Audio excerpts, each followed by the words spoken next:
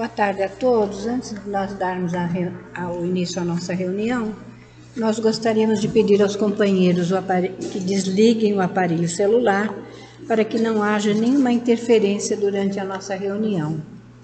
E vamos ler então a paginazinha, livro Palavras de Vida Eterna, lição 24, Liberdade em Cristo. Estais, pois, firmes na liberdade com que o Cristo nos libertou, e não vos submetais de novo ao jugo da escravidão. Paulo aos Gálatas, capítulo 5, versículo 1. Meditemos na liberdade com que o Cristo nos libertou das algemas da ignorância e da crueldade. Não lhe enxergamos qualquer traço de rebeldia em momento algum. Através de todas as circunstâncias, sem perder o dinamismo da própria fé, submete-se valoroso ao arbítrio de nosso Pai. Começa a missão divina descendo da glória celestial para o estreito recinto da manjedoura desconhecida. Não exibe uma infância destacada no burgo em que se acolhe à sua equipe familiar. Respira o ambiente da vida simples, não obstante a luz sublime com que supera o nível intelectual dos doutores de sua época. Inicia o apostolado da Boa Nova, sem constranger as grandes inteligências a lhe aceitarem a doutrina santificante, contentando-se a adesão dos pescadores de existência singela. Fascinando as multidões com a sua lógica irresistível, não lhes assola qualquer impulso de reivindicação social, ensinando-as a despertar no próprio coração os valores do espírito. Impondo-se pela grandeza única que lhe assinala a presença, acenam-lhe com uma coroa de rei que ele não aceita. Observando o povo jugulado por dominadores estrangeiros, não lhe aconselha qualquer indisciplina, recomendando-lhe, ao invés disso, dar a César o que é de César e a Deus o que é de Deus. Sabe que Judas, o companheiro desditoso, surge repentinamente possuído por desvairada ambição política, firmando conchavos com perseguidores da sua causa sublime, contudo, não lhe promove a expulsão do círculo mais íntimo.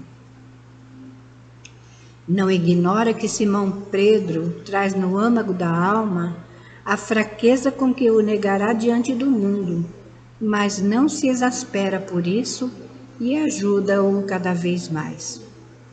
Ele, que limpara leprosos e sarara loucos, que restituir a visão aos cegos e o movimento aos paralíticos, não se exime à prisão e ao escárnio público, à flagelação e à cruz da morte. Reflitamos, pois, que a liberdade segundo Cristo não é o abuso da faculdade de raciocinar, empreender e fazer, mas sim a felicidade de obedecer a Deus, construindo o bem de todos, ainda mesmo sobre o nosso próprio sacrifício, porque somente nessa base estamos livres para atender aos desígnios do Eterno Pai, sem necessidade de sofrer o escuro domínio das arrasadoras paixões que nos encadeiam o espírito por tempo indeterminado às trevas expiatórias. Graças a Deus. E tendo como exemplo tudo aquilo que Jesus nos ensinou, que nós possamos seguir os seus passos, fazendo acima de tudo a vontade de nosso Pai, porque nós estamos na terra para expiar e provar tudo aquilo que apreendemos no plano espiritual.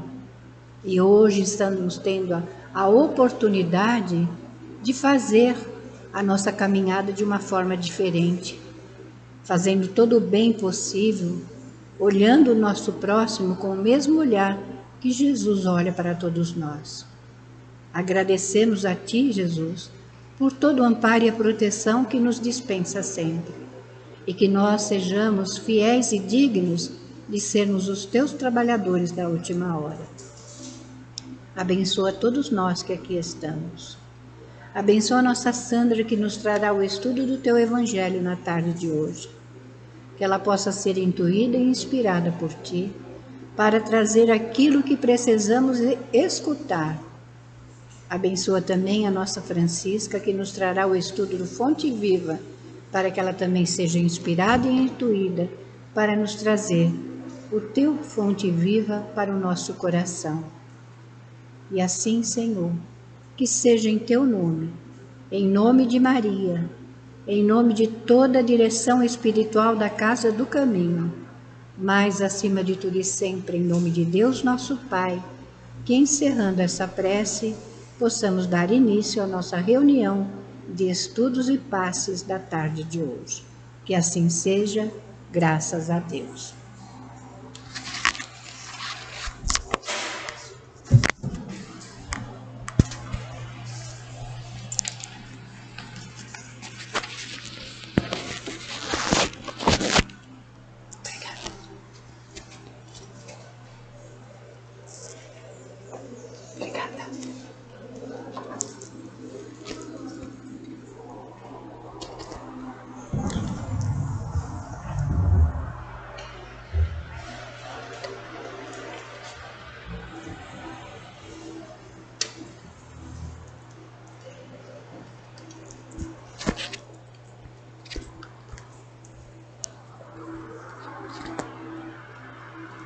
Boa tarde a todos, sejam todos bem-vindos. A nossa casa de amor, a nossa casa que nos acolhe, não é? Em todos os momentos que a gente aproveite aqui. A gente já está fazendo boas escolhas, boas escolhas de estarmos aqui. Quando eu estava estudando, né, porque a gente vai dar continuidade, iniciamos o Evangelho, o Otávio, semana passada, ele falou sobre o Espiritismo, não vim destruir a lei, que é o tema central desse capítulo 1. E hoje a gente vai falar sobre a aliança da ciência com a religião, é o item 8.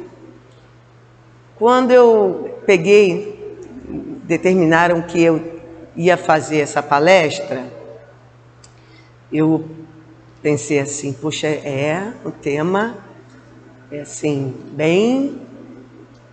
Se fala só da ciência, só da religião, como fica...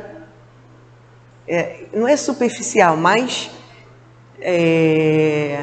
fica algo comum. E quando a gente começa a ler no Evangelho, que ele faz comparações, a gente vê onde é que a doutrina espírita entra, não é? Nesse meio. E eu fiquei muito feliz de estudar sobre a aliança da ciência com a religião. Por quê?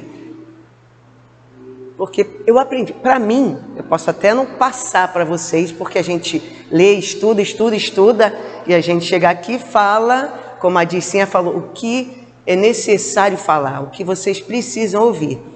Mas, para mim, foi um estudo muito, assim, eu me senti feliz, eu me senti plena de tanta informação que eu aprendi, que eu consegui. Não vou falar para vocês que eu retive as informações, mas está na caixinha, não é? Se algum dia precisar, a gente vai lá e abre essa caixinha e vamos ver o que acontece. Então, o tema de hoje é a aliança da ciência com a religião. Quando a gente busca a definição de ciência, a gente vê que é uma palavra que deriva do latim scientia, que significa conhecimento, saber. Então, a ciência é um mecanismo de construção do conhecimento, do saber. Tá? E para isso ela utiliza um método que a gente chama de método científico. É o que Kardec utilizou na codificação da doutrina. O método científico, o que ele faz? É como se fosse aquele passo a passo. Quando você vai explicar, por exemplo, uma equação do segundo grau, não é? Vamos lá. Você, primeiro, tem que calcular o delta, tem uma fórmula para o delta, né? Tem que calcular as raízes. Então, passo a passo, você está usando, vamos dizer, o método científico, tá? E esse método, ele ajuda em que sentido? A você observar o fenômeno, a você sintetizar, a você descrever o que está acontecendo, a você comparar. Então, a ciência, assim, que a gente fala, usando o método científico, ela ajudou muito no avanço, nos avanços tecnológicos e no progresso. E quando a gente fala em avanço tecnológico, a gente traz a internet, não é? A internet, ela veio facilitar a nossa vida? Veio. Não estou entrando no mérito de quem usa a internet para outras coisas, não é? É outra história. Mas ela facilitou, sim. Em que sentido? A gente pode falar com as pessoas, se comunicar mais rapidamente. A gente pode acessar palestras espíritas, palestras em geral, não é? O estudo online da Casa do Caminho, vou puxar sardinha para o nosso, não é? Para a nossa querida casa, os estudos online, as comunicações mais rápidas. A gente aqui no Brasil, a gente pode ir a um outro país, aprender a cultura daquele país, entrando em museus, não é? Aprendendo a cultura, né? Como as pessoas viviam, como as pessoas vivem. Então, você tem tudo na internet. Costumo falar assim, geralmente os alunos perguntam, para que serve a matemática? Não é? Quando você vai explicar algum conteúdo. Eu não vou falar, vai na internet procurar, não vou falar isso. É claro que a gente tem que saber, mas na internet é respondido tudo, várias coisas. O quadrado da hipotenusa, sim, também, o teorema. Isso eu nem ia falar. Qual é a aplicação de tudo? Então, a internet, ela facilita, é um avanço tecnológico. A ciência trouxe mais o que através do conhecimento? O avanço da medicina. Com a produção, com o descobrimento, não é, das vacinas, dos medicamentos, dos remédios, que aumentaram a nossa expectativa de vida. Hoje em dia, se a gente fala assim, a pessoa morreu, faleceu, desencarnou com 60 anos. É jovem, não é? Qual é a expectativa de vida da média dos brasileiros? 80, não é? 78, 80, por aí.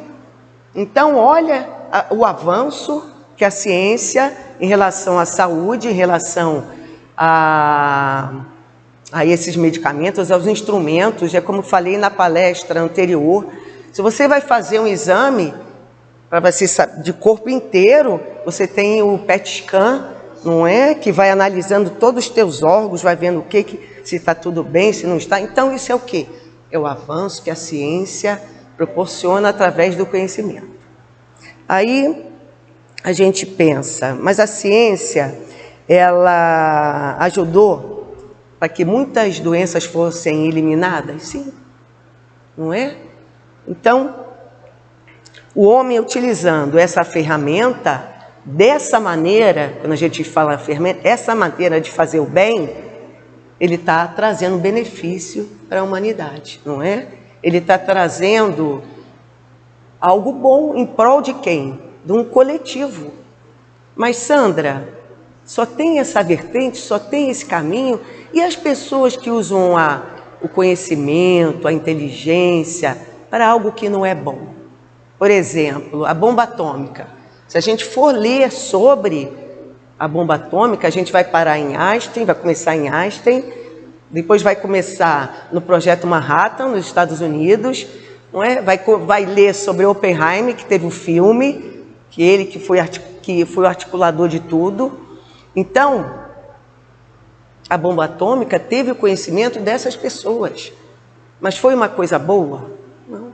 Ela eliminou mais de 140 mil pessoas no Japão. E outra coisa, as sequelas, não é? Os efeitos colaterais de doença, pessoas que desapareceram, que se desintegraram com essa forma de usar o conhecimento, a inteligência. Então, a gente pensa, a inteligência, o conhecimento, ela pode ser utilizado das duas formas.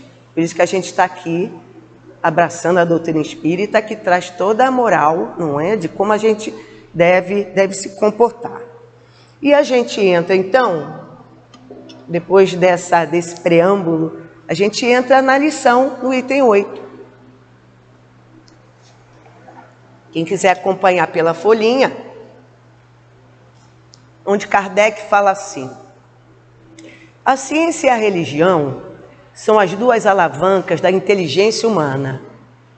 Uma revela as leis do mundo material e a outra as leis do mundo moral. No entanto, tendo essas leis o mesmo princípio que é Deus, elas não se podem contradizer.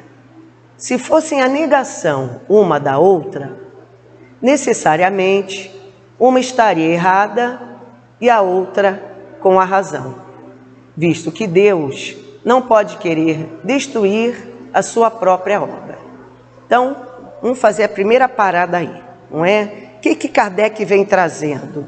Que tanto a ciência como a religião, elas utilizam a alavanca da inteligência. Então, como é que a ciência, a gente volta do tudo que a gente falou, como é que a ciência, ela utiliza a inteligência através dos conhecimentos? Os cientistas, os pesquisadores, os físicos, os astrônomos, matemáticos, os homens da ciência, o que eles fazem? Eles observam, eles pesquisam, não é? Eles sintetizam, eles comparam. Isso é o quê? É usar a inteligência. E na religião, como é que se usa a inteligência? Quando a gente vem se aperfeiçoando moralmente, melhorando, querendo ser melhor. Isso é usar a inteligência? É usar a ética, é usar o que você tem de bom em prol do outro. Então, tanto a religião como a ciência, elas usam essa alavanca como Kardec trouxe. Se a gente andar, né, desde o início da história da humanidade, a ciência e a religião, elas sempre andaram em lados o quê? Opostos, não é? A ciência estudava, mostrava, trazia, analisava o mundo material e a religião oferecia respostas em que sentido? De que era Deus, não é? O destino, qual o destino das almas, o porquê da vida. Então, essas duas, a ciência e a religião, elas não andavam como a gente fala, próximas, eram opostas. Uma cuidava de determinada fatos materiais e a outra cuidava, né, dos dogmas, né, se firmava nisso.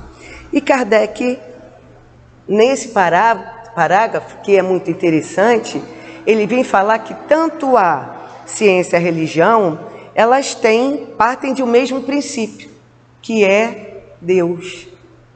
Deus, causa primária de todas as coisas, e inteligência suprema. Então, quando a gente pensa nisso, a gente pode resumir como é que a gente fala? Os fenômenos físicos e os fenômenos espirituais, eles foram criados por quem? Por Deus.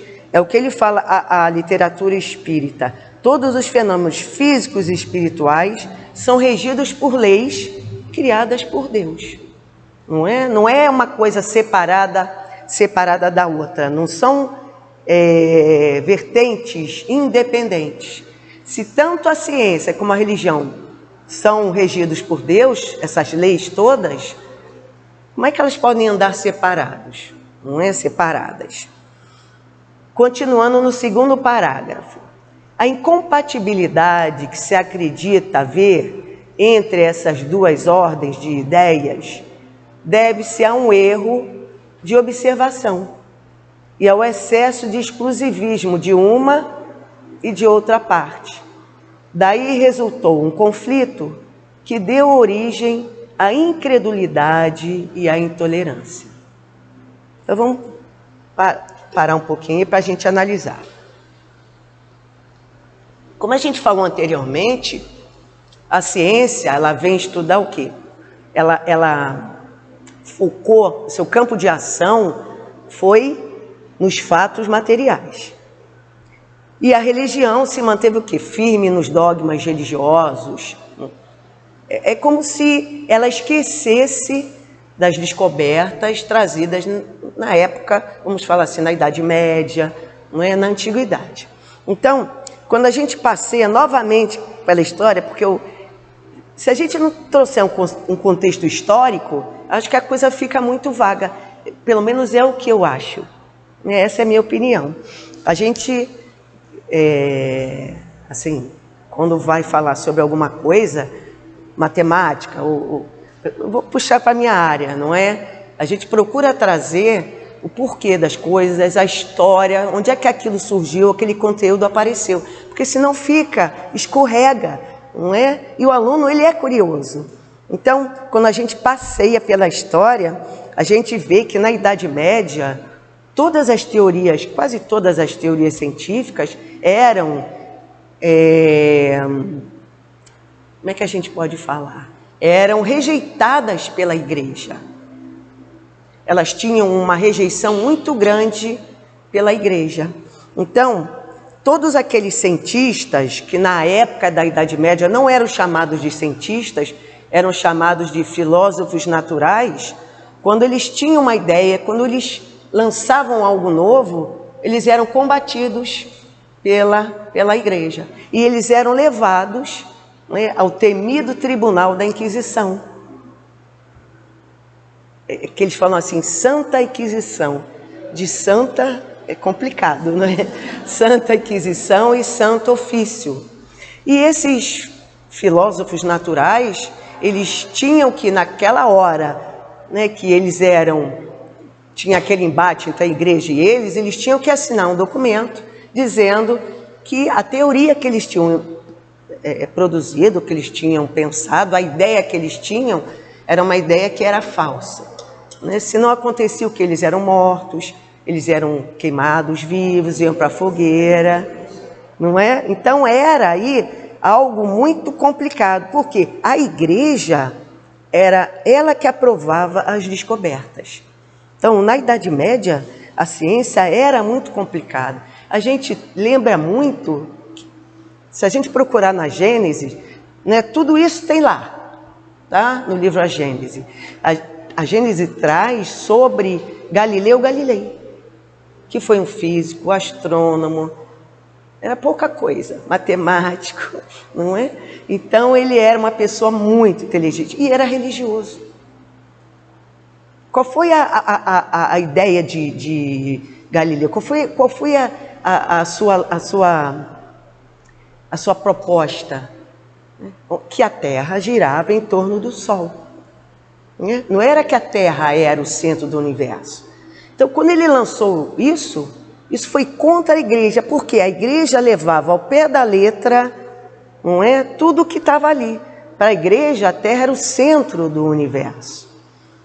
E Galileu fala assim, para ele a pesquisa científica deveria estar livre da doutrina da igreja.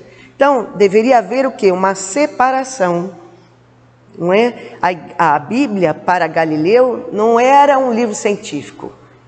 Não é? A Bíblia era algo onde as pessoas buscavam a salvação.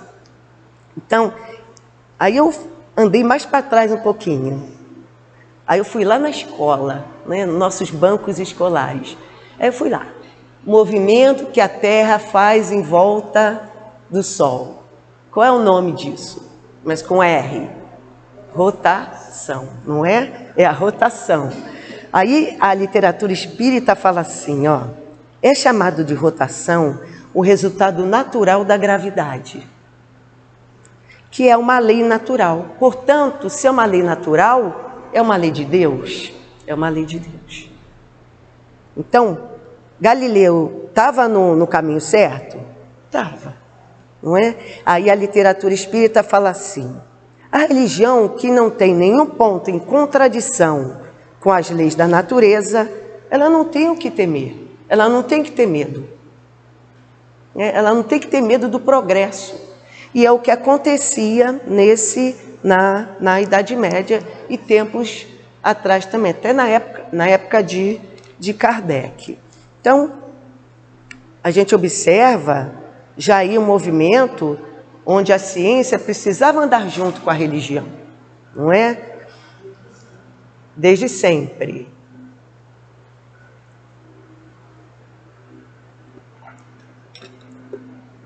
Por isso que tanta intolerância, como Kardec fala, tanta intolerância, tanta incredulidade, por quê? Era a igreja que aprovava as descobertas. Não tinha. Tudo que fosse contra a igreja, as pessoas que eram contra os dogmas, eram consideradas hereges. Iam para a fogueira, como eu falei, e por aí essas coisas que a gente estudou nos bancos escolares, né? Aí, continuando. São chegados os tempos em que os ensinamentos do Cristo devem receber seu complemento, em que o véu lançado intencionalmente sobre algumas partes desses ensinos deve ser levantado, em que a ciência, deixando de ser exclusivamente materialista, deve levar em conta o elemento espiritual. E a religião deve reconhecer as leis orgânicas e imutáveis da matéria. Essas duas forças, então, apoiando-se umas nas outras e marchando juntas, se prestarão um mútuo apoio. A religião, não sendo mais desmentida pela ciência, irá adquirir um poder indestrutível, porque estará de acordo com a razão. E a irresistível lógica dos fatos não mais poderá se opor a ela. Então, é um parágrafo um pouco mais extenso, onde Kardec, analisa. São chegados os tempos em que os ensinamentos de Jesus, de Cristo, devem receber o seu complemento. Aí a gente fala assim, a gente pensa assim, na ciência, a ciência da matéria, material. Quando a ciência veio, trazendo progresso, ela veio revelando algumas leis. Lei da gravidade, não é? Lei de Newton, né? As leis de Newton, lei da ação e reação. Então, a ciência, eles chamam de ciências positivas. Então, veio trazendo essas leis, que a gente já sabe. E o que era sobrenatural, que na época não se conhecia a causa, era dito sobrenatural, foi deixando de ser através do conhecimento de algumas leis trazidas pela ciência. Se a gente pensar assim, por exemplo, as propriedades da eletricidade. Vamos pensar lá na época antiga. Tá? Propriedades da eletricidade. Se alguém falasse assim, eu consigo me comunicar com outra pessoa a quilômetros de distância, simplesmente por um fio, passando pelo alto, assim, até chegar em tal cidade. O que as pessoas iriam pensar naquela época, não é? Esse cara é doido, está totalmente totoca, impossível. Aí vem Simão, deixa eu ver se esse nome para não errar, Samuel Morse, aquele mesmo do código Morse, não é? Samuel Morse, E ele fez o quê? Ele descobriu o telégrafo. E ele veio trazer a ideia a comunicação, porque a energia elétrica. E a energia elétrica é uma propriedade. Se a gente for estudar a fundo, claro que eu não tenho essa competência, não é? Mas se a gente for estudar a fundo, a gente vai ver que é a energia. Então, a gente, né, lê que através dos fios, utilizando a energia elétrica, as pessoas puderam se comunicar. Isso a ciência trouxe. A gente não está falando ainda dessa outra ciência que é a doutrina espírita, não é? A gente está falando da ciência que a gente aprende, a ciência material. Aí a literatura fala assim, mas como a natureza não dá saltos, a ciência não podia explicar todos os fenômenos que eram ditos o quê? Sobrenaturais. Aí a gente traz como exemplo Kardec. A gente não podia deixar de trazer Kardec. No momento em que houve os fenômenos das mesas girantes. Quando Kardec foi chamado para presenciar esses fenômenos, que as mesas, o que elas faziam? Elas se movimentavam, não é? Elas corriam, elas ficavam num pé só, elas saíam do chão. Que fenômeno seria esse? Não é? Onde as mesas elas se mexiam. Na Gênesis fala assim, existia nesse momento, nesse fenômeno, a lei da gravidade? Não. Né? Não tinha a lei da gravidade. Não era a lei que a ciência tinha trazido. Não tinha a lei da gravidade. Então, mas Kardec, homem da ciência, muito inteligente, ele percebeu que existia aí uma causa. Se havia um efeito, existia uma causa. E essa causa era trazida por uma força inteligente. Porque como é que pode uma mesa, não é, se movimentar? E essa causa, ela veio traduzida por uma revelação. Havia a revelação ali, naquele momento das mesas girantes, revelação de uma nova lei, trazida pelos Espíritos. Lei essa que a ciência não poderia explicar. A ciência experimental, né? A ciência material. Então, a gente pensa assim, né? A gente deduz. Kardec utilizou ferramentas da ciência experimental para estudar esses fenômenos? Usou. Ele usou o método científico, o método experimental. Ele observou, não é? Como é que aconteciam os fenômenos, não só das mesas girantes, mas da comunicação do mundo espiritual com o mundo material. Existia ali uma lei trazida pelos espíritos. E a gente pode, né, afirmar que o espiritismo e a ciência se completam reciprocamente. A ciência sem o espiritismo se acha impossibilitada de explicar certos fenômenos. E é verdade. Ciência, como a gente falou, não pode explicar a comunicação dos espíritos, a ciência experimental. Só pelas leis da matéria, a ciência não pode explicar os fenômenos. E o espiritismo, sem a ciência, faltaria o quê? O apoio e a comprovação. Que comprovação é essa? Quando a gente estuda a doutrina espírita, a gente vê lá os pilares da doutrina: encarnação, imortalidade da alma, não é? Tudo isso a gente, né, estuda. E esses temas, quando foram trazidos pela espiritualidade, Kardec, quando se deparou, né, com essas comunicações, com essas informações, ele teve o cuidado de usar o método científico, de você sintetizar, de você comparar, porque ele não podia abandonar algo que já existia.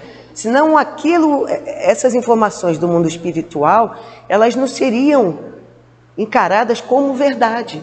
Por isso que primeiro veio a ciência, não é? Ciência material. preparando o campo, e depois essa lei trazida pelos Espíritos, que vem mostrar para todos nós como é que é essa comunicação, como é que é essa interferência entre os mundos, como é que é essa influência dos Espíritos encarnados para os encarnados, encarnados com os desencarnados. Existe aí uma lei que é a lei de Deus. Não é? Então, tanto a ciência como o Espiritismo, ele não pode, como ele falou aqui, vou voltar. O Espiritismo e a ciência se completam reciprocamente. A ciência sem o Espiritismo se acha impossibilitada de explicar certos fenômenos só pelas leis da matéria. E o Espiritismo sem a ciência faltariam o apoio e a comprovação. Já vamos continuar.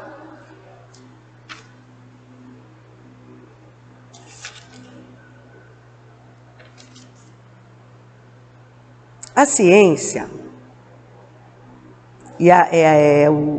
vamos lá. A ciência e a religião até hoje não puderam se entender. Por quê? Cada uma encarando as coisas do seu ponto de vista exclusivo. Se repeliam mutuamente. Era preciso alguma coisa para preencher o vazio que as separava. Um traço de união que as aproximasse. Esse traço de união está no conhecimento das leis que regem o mundo espiritual e suas relações com o mundo corporal. Leis também imutáveis, quanto às que regem o movimento dos astros e a existência dos seres. Essas relações, uma vez comprovadas pela experiência, fizeram surgir uma nova luz. A fé se dirigiu à razão e a razão nada encontrou de ilógico na fé. E o materialismo foi vencido. Então, para ver essa proximidade, houve aí um hiato entre a ciência e a religião. E quem veio preencher esse hiato? A doutrina espírita, o espiritismo. Tá? Aí a gente vai pesquisando, a gente vai alcançando a intuição, a espiritualidade vai ajudando, e a informação que se traz sobre esse hiato, sobre esse alargamento de distância entre a ciência e a religião, eles vêm falando que no século XIX, que foi o século de Kardec, houve muitos avanços tecnológicos. Invenção de motor elétrico, a invenção de telégrafo. Pasteur trouxe o estudo da microbiologia. Então, muitos dogmas foram se distanciando. As pessoas ficaram muito mais, como ele traz, essas invenções descobertas aproximaram o homem do materialismo. Então, a distância entre a ciência e a religião ficou cada vez o quê? Maior, não é? Mais extensa, tá? Tirando-a, ele continua, tornando difícil conciliar a fé, que era da religião, com os novos conhecimentos trazidos pela ciência. Então, foi nesse contexto que Kardec apresentou a doutrina espírita, como um caminho de integração entre a ciência e a religião. E para que essa integração ela ocorresse, ela acontecesse, a doutrina espírita ela propôs o quê? Qual tipo de fé? A fé raciocinada. Então você tinha a fé baseada na religião, não é? Que a religião trazia, e a razão. Então a fé encarada, quem tinha que encarar de frente, a razão. A fé que se apoiava na lógica, na observação, e a fé que não contrariava a razão. Isto é, tudo que podia ser analisado, tudo que podia ser comprovado pela ciência. Com essa abordagem, o espiritismo desvia-se do dogmatismo, abrindo-se para o diálogo com a ciência. Não é?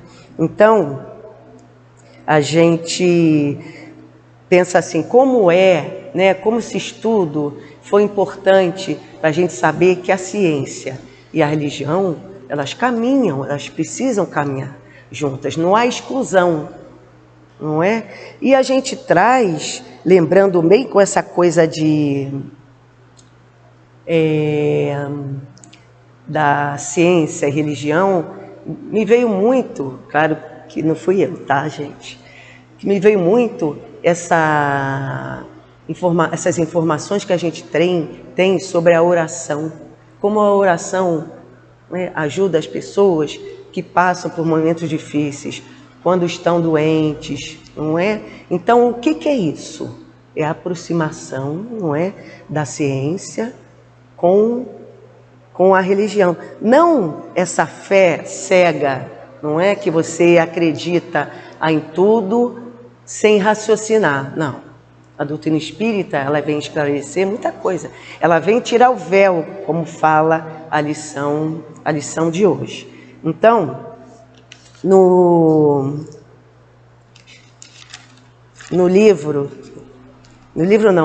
momento espírita, que a gente, como eu falei da internet, a gente é intuída, a gente recebe, os espíritos têm paciência com a gente, porque a gente quer ir para um lado, a gente quer saber cada palavra que o Evangelho traz e o significado, mas às vezes é a ideia que é importante.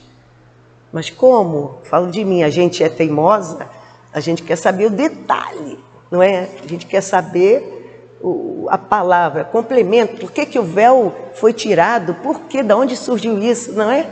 Então, no momento espírita, tem uma lição que fala assim, sobre essa relação, tá? E é muito atual, que o céu pode esperar, momento espírita. Aí eu peguei, da onde eles tiraram isso? Do livro chamado Repositório da Sabedoria, que tem como título Fé, Joana de Ângeles, trazido por Divaldo. Então fala assim, por que os médicos hoje acreditam que a fé cura? Olha aí, a ciência, não é, se juntando com religião. Com esse título, a revista Seleções, de agosto de 2001, publicou essa matéria baseada em evidências clínicas de que a fé é eficiente aliada na recuperação de doentes e na prevenção de enfermidades. Centenas de estudos e pesquisas documentam a ligação entre a fé e a saúde.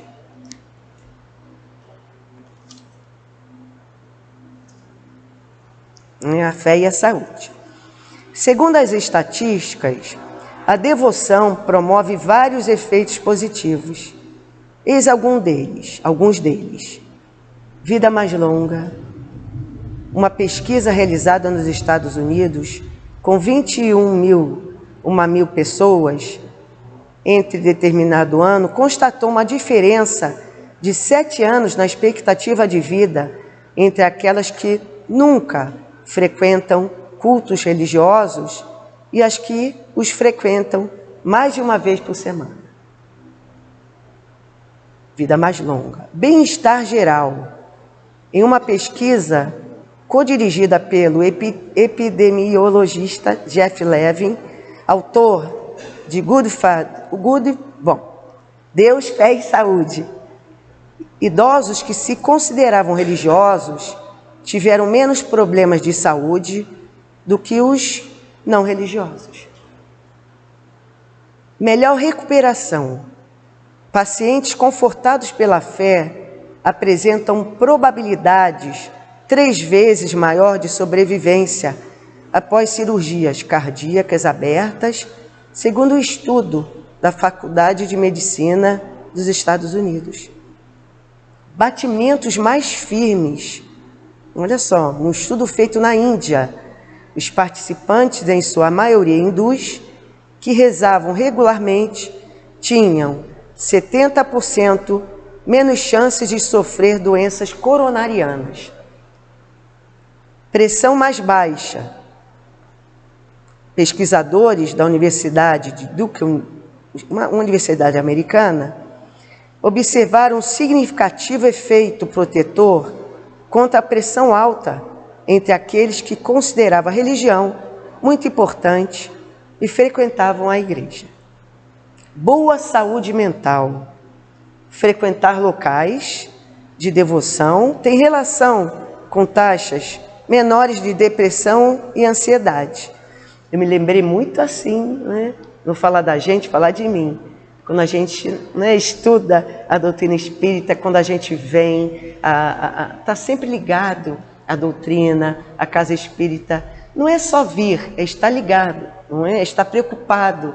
O que a casa espírita precisa? O que eu posso ser útil? Isso é bom para quê? Para a nossa saúde mental. Não é?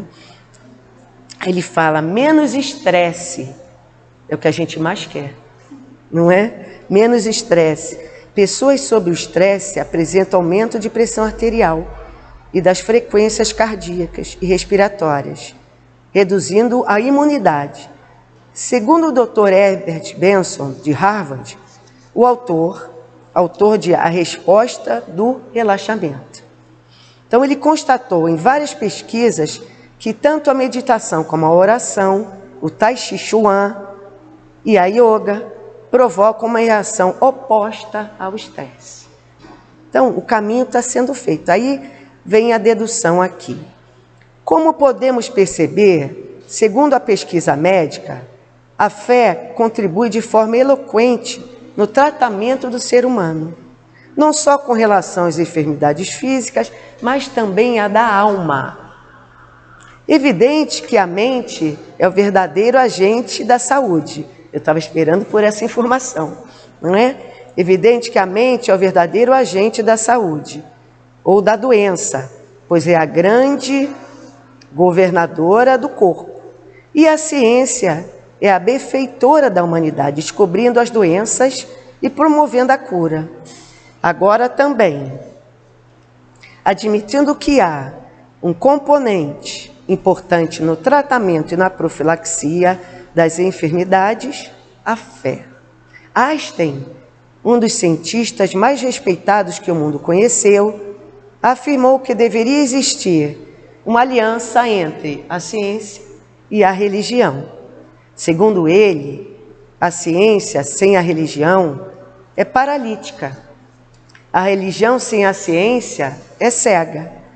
Quando os cientistas modernos conseguirem compreender esse princípio entre a fé e a ciência, a religião e a ciência, sem dúvida, essa aproximação irá beneficiar toda a humanidade. Não é? Tá? As coisas estão caminhando. Não é? Como é que a gente ia observar isso? Que vários médicos, não é? Que tem médicos que se acham acima de Deus, não é? E eles estão vendo que algo, um sentimento, uma conquista, né? Pelo conhecimento que a pessoa faz, pelo estudo, ela vai adquirindo a fé. Como ela é importante na nossa saúde. Então, graças a Deus, não é que a gente está caminhando nessa vertente. Então, a gente analisa mais um pouquinho. Não é? Hoje eu estava lendo, abri ali a internet e vi assim, a pessoa que reclama demais, que vive reclamando, isso prejudica o seu cérebro. E a doutrina espírita vem explicar isso, né? Como ciência. A gente reclama das coisas, pessoas que reclamam de tudo. Se está o dia bom, o dia está ruim. Se está sol, ela quer o frio, não é? Nós temos ainda essa característica. Então, a reclamação, ela é algo nocivo. A doutrina, não é? A gente sabe.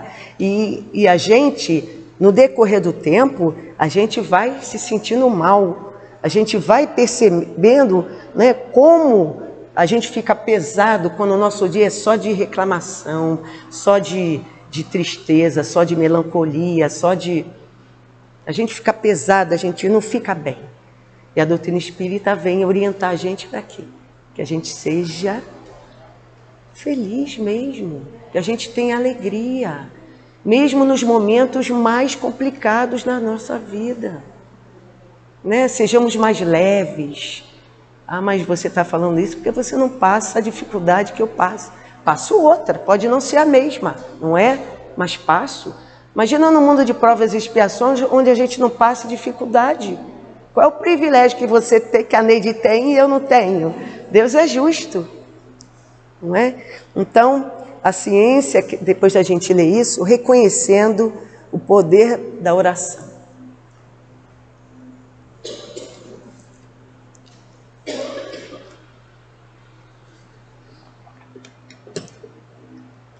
Entretanto, eu pulei esse na ciência e a religião, já li, né? Tá. Entretanto, nisso, como em todas as coisas, há pessoas que ficam para trás, até que sejam arrastadas pelo movimento geral que as esmagará. Se quiserem resistir em lugar de se entregarem a ele, é toda uma revolução moral. É toda uma revolução moral que se opera nesse momento e aperfeiçoa os espíritos. Após ter elaborada durante mais de 18 séculos, ela chega ao seu final e vai marcar uma nova era na humanidade, né? Ele está falando do espiritismo. As consequências dessa revolução são fáceis de prever. Ela deve produzir inevitáveis modificações nas relações sociais. Por que ela vai, né, produzir essas modificações? Porque a gente vai aprender a respeitar mais o outro, não é? A gente vai se colocar no lugar do outro, a gente vai ter mais empatia com o outro. E as relações sociais vão ficar mais suaves. Não essas que a gente, não é? As pessoas que passam na nossa, que a gente encontra, que a gente conhece, e a gente fala assim, não passo pela mesma calçada que ela. Quando a gente tiver esse conhecimento, quando a gente conquistar, não é? Esses sentimentos de amor, de fraternidade, de bondade, aí a gente vai ter relações sociais diferentes. Verdadeiras, exatamente. Às quais ninguém poderá se opor. Por quê? Estão nos desígnios de Deus e porque resultam da lei do progresso, que é uma lei de Deus. Então, diante disso tudo que a gente viu, né, isso aí é uma gota no oceano, não é? Porque o estudo sobre a ciência e a religião é muito mais profundo do que isso que a gente trouxe para vocês. Mas o que a gente resume? Que elas têm que caminhar, né, lado a lado, uma complementando a outra. Porque se você, por exemplo, descobri alguma coisa que vai ajudar a humanidade, isso é saudável? É. Você não pode descobrir, né, algo que aquilo não seja bom para a coletividade. E quando você pensa em descobrir alguma coisa que seja bom para a coletividade, né, primeiro é a ajuda que você está tendo, a inspiração que você está tendo, a intuição que você está tendo. Você já é meio caminho andado. Tá?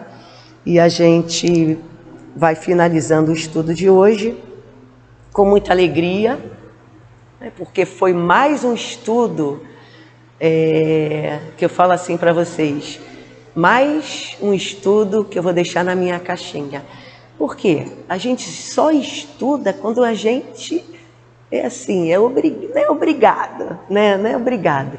Mas quando a gente tem a oportunidade de falar, você quer fazer uma palestra, você quer dar um curso, você não é? Aí você estuda, você tem que estudar, você não vai falar somente o superficial.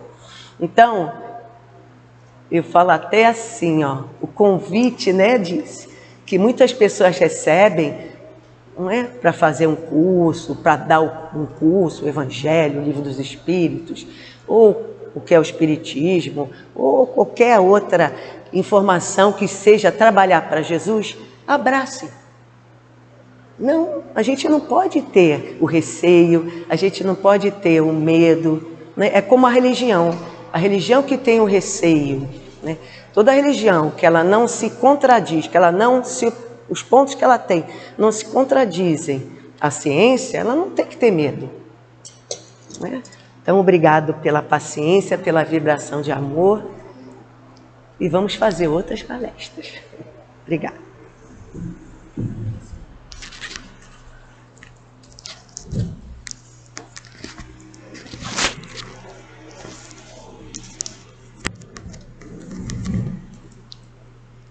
Vamos agora fazer a leitura do nosso livro Fonte Viva, lição 136, Vivamos calmamente. Que procureis viver sossegados. Paulo está na primeira epístola aos Tessalonicenses, capítulo 4, versículo 11. Viver sossegado não é apodrecer na preguiça. Há pessoas cujo corpo permanece em decúbito dorsal, agasalhadas contra o frio da dificuldade, por excelentes cobertores da felicidade econômica, da facilidade econômica, mas torturadas mentalmente por indefiníveis aflições. Viver calmamente, pois, não é dormir na estagnação. A paz decorre da quitação de nossa consciência para com a vida, e o trabalho reside na base de semelhante equilíbrio. Se desejamos saúde, é necessário lutar pela harmonia do corpo.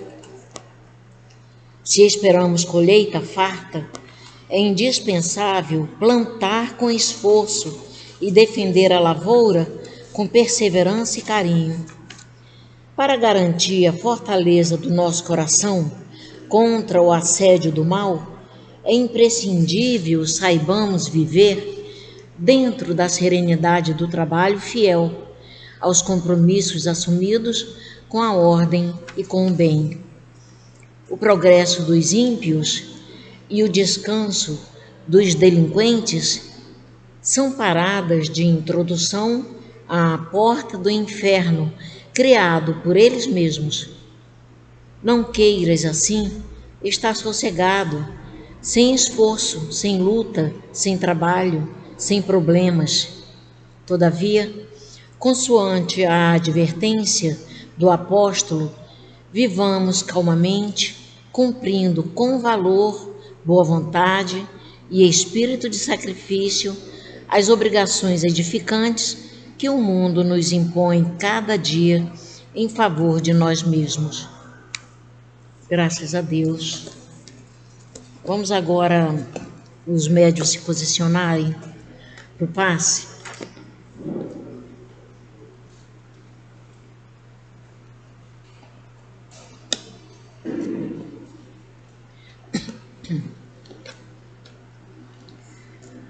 Deus, nosso Pai,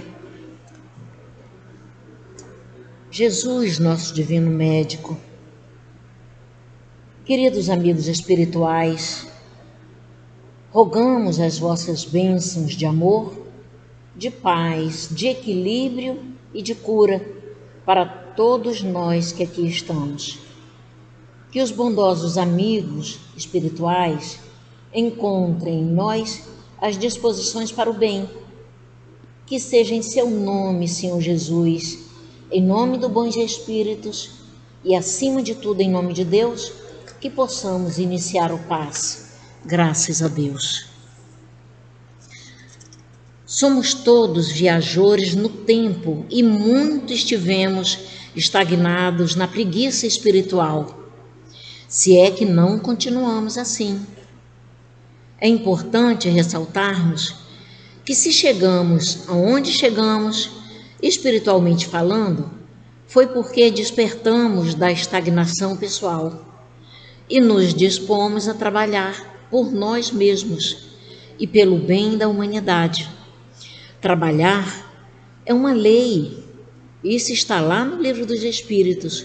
Só trabalhando desenvolvemos a nossa inteligência.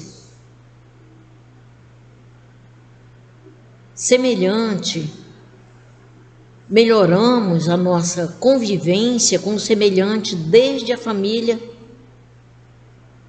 até o próximo. É certo que devemos viver como os pássaros, como disse-nos Jesus, pois eles não semeiam, não ceifam, nada guardam em celeiros, mas nosso Pai Celestial os alimenta. Mas o Cristo não quis dizer que deveríamos viver esperando cair o maná dos deuses. Ele, na verdade, quis dizer que fizéssemos nossa parte como os pássaros fazem. E nossa parte diz respeito ao trabalho, com consciência, com justiça, com benevolência, com indulgência e misericórdia para conosco e para com os nossos irmãos. Pois se esse princípio, que resulta em sermos caridosos, não evoluímos, não nos aperfeiçoamos. Em verdade, o Mestre Jesus nos incentivou, diferentemente do que se pode apreender, com a analogia aos pássaros, a não nos preocuparmos com os excessos materiais que a vida corpórea pode nos contemplar. Devemos viver a vida de maneira simples, fazendo nossa parte, que o mais virá de Deus, com o fim de ascendermos na escala espírita. Desse modo, desenvolvemos a nossa inteligência e a nossa moral. Por sua vez, Emmanuel nos ensina, nesta mensagem, que não devemos viver como um sossegado, sem esforço, sem luta, sem trabalho, sem problemas. Então, que não tenhamos preocupação demasiada com o futuro e com a ascensão social, acadêmica ou profissional. Tudo no seu tempo e na hora que tem que ser, para o nosso bem, conforme o nosso merecimento. Que Deus nos ajude a compreender e viver esse discernimento diuturnamente. Então, como diz o apóstolo Paulo, vivamos calmamente, cumprindo com valor, com boa vontade e espírito de sacrifício, as obrigações edificantes que o mundo nos impõe cada dia em favor de nós mesmos. Que Jesus nos conduza e abençoe sempre. Graças a Deus. Vamos manter nosso pensamento em harmonia para que possamos ouvir a mensagem do plano espiritual. Graças a Deus.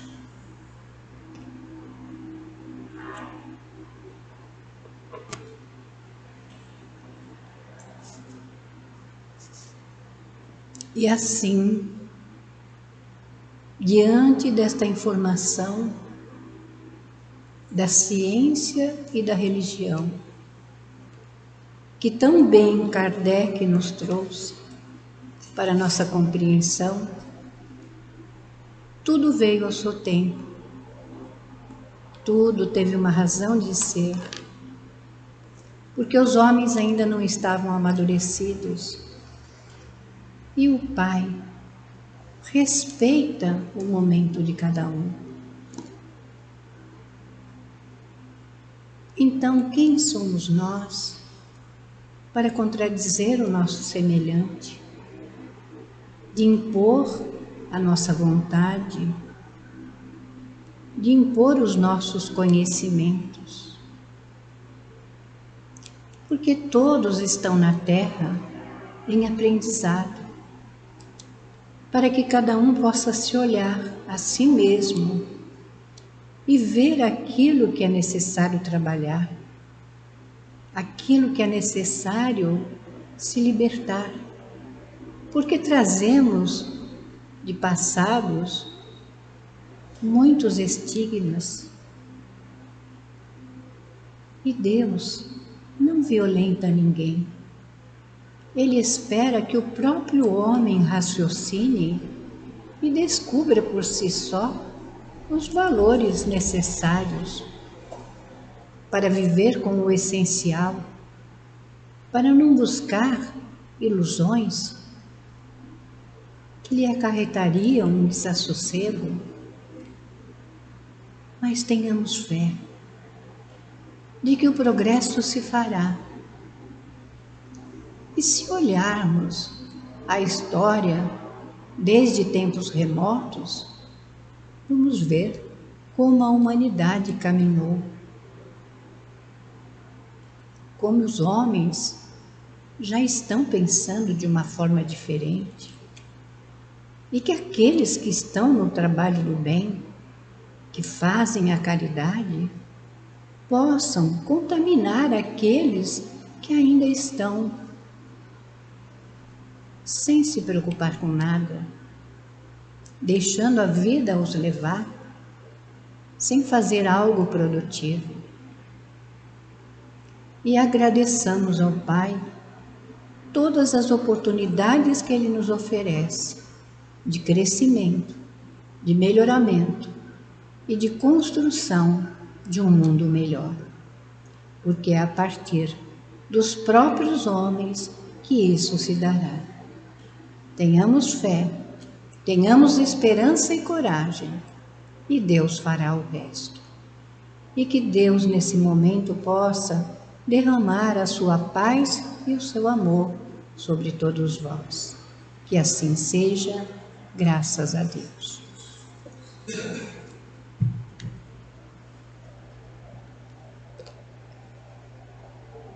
Graças a Deus. Oh Senhor Jesus, estamos aqui